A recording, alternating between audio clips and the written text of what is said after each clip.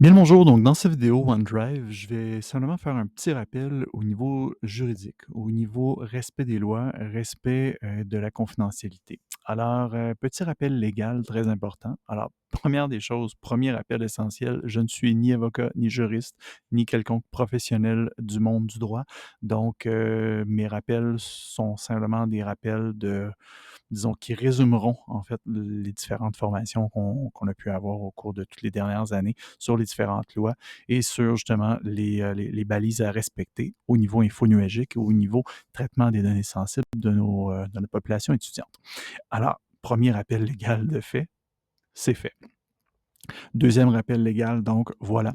Euh, il existe dans les lois québécoises et dans les lois canadiennes, des lois qui viennent justement, disons, baliser et protéger donc les données sensibles, l'ensemble de la confidentialité de l'ensemble de la population qui bénéficie des services publics et parapublics.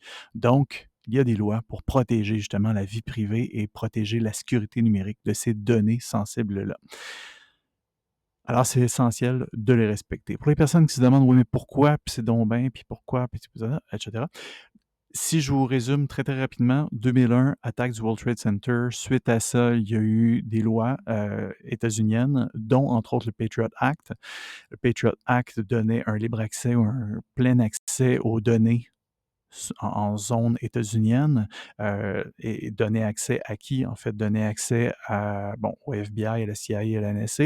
Et donc, suite à l'adoption de ce Patriot Act, le Canada et le Québec ont réagi également en adoptant à leur tour des lois pour venir préserver justement la confidentialité et la protection des données canadiennes et québécoises. Alors, c'est vraiment par ce fait-là que le Canada et le Québec ont réagi pour préserver en fait la confidentialité, la vie privée de l'ensemble de la population canadienne et québécoise. Alors, c'est pour ça. Et donc, au fil des années, les lois ont évolué également, jusqu'à, entre autres, également l'adoption de la fameuse loi 25 également, qui est venue mettre à jour et raffiner ou préciser également certains traitements de données sensibles. Qu'est-ce qu'on entend juste par données sensibles? On entend par là autant simplement le nom, prénom lié à une adresse courriel, à des notes, etc. Donc, il faut faire attention, mais également, au-delà de ça, ça peut être des renseignements confidentiels sur la vie privée de Gepetto Tremblay, par exemple. Rassurez-vous, Gepetto Tremblay n'existe pas. Mais donc, ça pourrait être justement donc un résumé. On ne peut pas commencer à partager des renseignements confidentiels à qui mieux mieux sur Gepetto Tremblay. Alors, on n'a pas le droit de garder ça non plus dans n'importe quel lieu de stockage. Donc, les notes, les images, hein, donc des photos, des vidéos de Gepetto, etc., selon plus, on n'avait pas le droit de stocker ça sans son consentement. Alors, il faut toujours faire attention. Et pourquoi je vous parle de ça ici dans OneDrive? C'est en fait pour la simple bonne raison que justement, on doit absolument garder en tête que le OneDrive du Cégep de Sherbrooke est un OneDrive qui est en sol canadien. Je m'explique. Donc, tout ce qui est du stockage de OneDrive, donc de notre SharePoint, est stocké à Québec. Ça, c'est une entente entre Microsoft et le Conseil du Trésor, donc et le gouvernement québécois. Entente qui date déjà d'environ une dizaine d'années, qui date d'environ autour de 2015. Alors, c'est non négligeable comme entente parce que justement, ça assure justement l'hébergement de tout ce stockage-là en sol canadien et plus précisément en sol québécois pour l'ensemble du public et parapublic du Québec.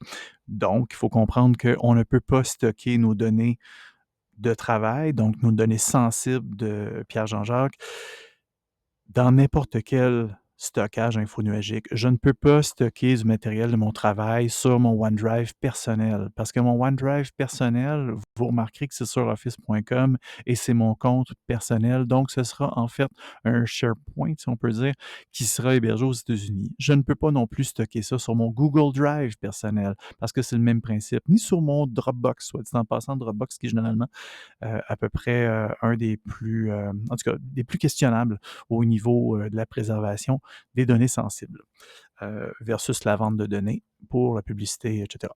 Donc, voilà. Alors, comprenez ici que le OneDrive, c'est un choix qui est ciblé, qui est raisonné et qui est quand même soutenu, justement, au niveau légal, parce que, justement, on souhaite que vous stockiez le matériel sensible en zone sécurisée. Et lorsque je parle de stocker du matériel sensible, ben, il faut aussi garder en tête que le stockage du matériel sensible doit aussi avoir une fin.